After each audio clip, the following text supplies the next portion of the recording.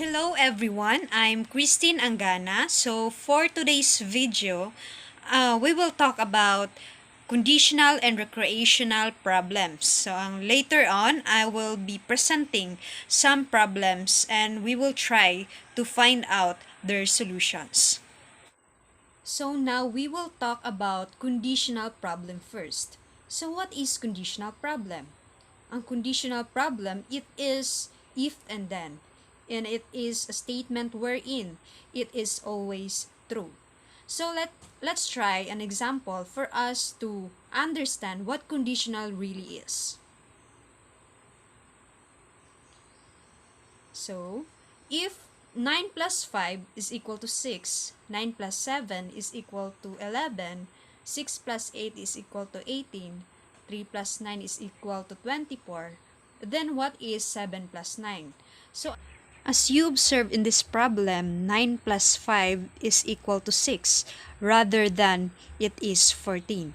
So, in conditional problem, it is always true. So, let's find out why 9 plus 5 is equal to 6. Let's try to prove it. Let's try to put this solution in this way. If let's write the given 9 plus 5 is equal to 6, 9 plus 7 is equal to 11, 6 plus 8 is equal to 18, 3 plus 9 is equal to 24. Then what is 7 plus 9? So now we have to think patterns in order for us to assess or examine this problem. So let's try this pattern.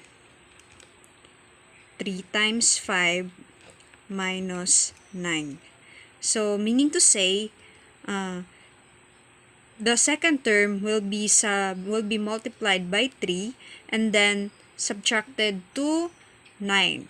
So 3 times 5 is equal to 15 minus 9 is equal to 6. So it will satisfy the first row.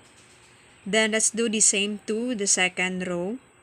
So 3 times the second term, which is 7, minus 9. So 3 times 7 is equal to 21 minus 9 is equal to 11. So still it satisfied the second row. Then 3 times the second term, which is 8, minus 6. So 3 times 8 is equal to 24 minus 6 is equal to 18. That still satisfies the third row. Then 3 times the second term, which is 9, minus 3. So 3 times 9 is equal to 27 minus 3 is equal to 24. So the pattern that we have been applied, it will satisfy the four rows. So now we can able to solve 7 plus 9. So 3 times the second term minus 7. So 3 times 9 is equal to 27 minus 7 is equal to 20. So our final answer will be 20. We're done to conditional problem. So let's proceed to recreational problem. So we're done with conditional problem. So let's proceed to recreational problem. So we have a definition here. It is carried out for recreation rather than as a strictly research. So from the word itself, recreational. So it is for entertainment. It is not restricted. So, recreational problem, it provides a chance to nurture oneself. It will give you a chance to explore or apply patterns or strategies. We have two examples for recreational problem. So let's solve first the first example.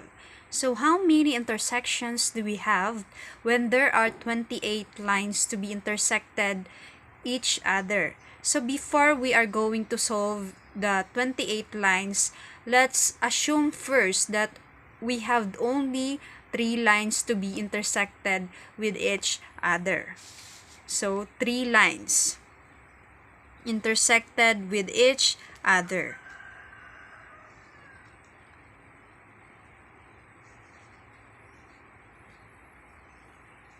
So if we have 3 lines intersected with each other, we will be having 3 intersections. So let us try this formula. N times n minus 1 over 2. So let's try this formula in order for us to validate if 3 lines have 3 intersections. So let n be the number of the lines.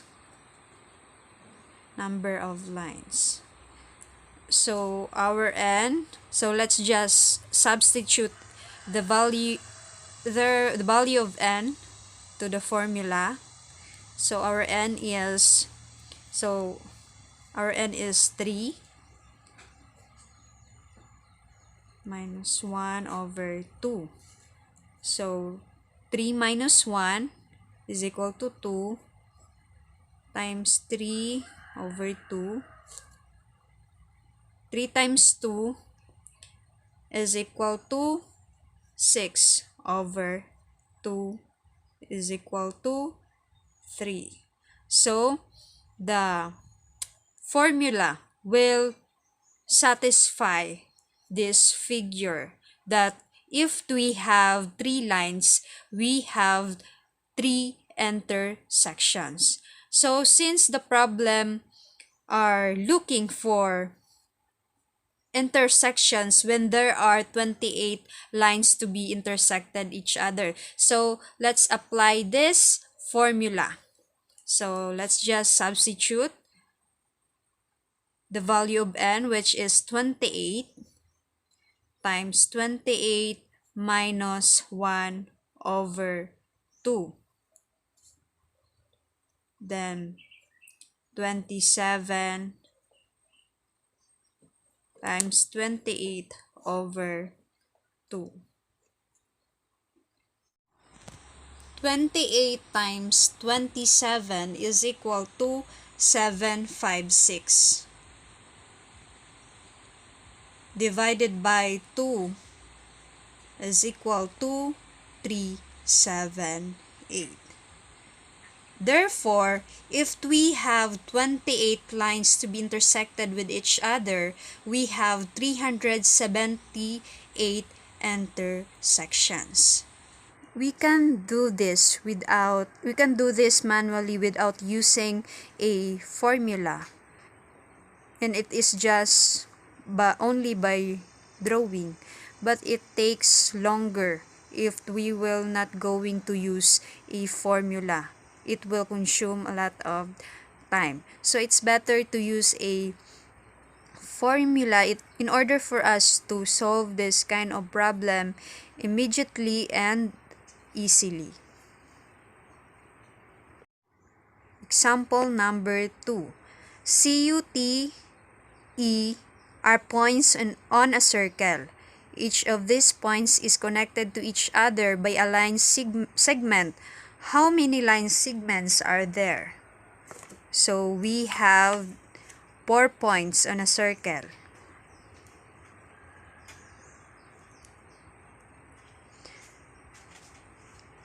E.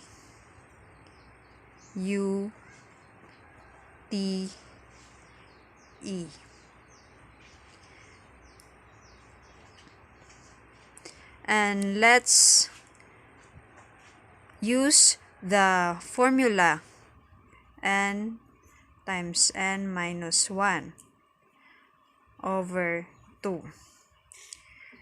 So let n be the number of points on a circle. So we have 4 points. So let's just substitute it. So 4 times 4 minus 1 over 2. So 4 minus 1 is equal to 3 times 4 over 2. So 4 times 3 is 12. Divide 2 is equal to 6. So we can do it manually by drawing a line. So 1, 2, 3, 4, 5, 6. But if we can do this, it will take longer. So in this problem, we are looking for how many line segments are there in on a circle when we have 4 points. So the answer is 6 line segments. So line segments are the lines with 2 end points, if you don't know. So if we will do it manually by drawing, it will consume a lot of time, as I've said earlier. So because what if there are 50 points on a circle and we will just put all the points on a circle? So it is hard. It is hard to solve this kind of problem. So it's better to have a formula in order to be easy, and we can able to solve problem immediately.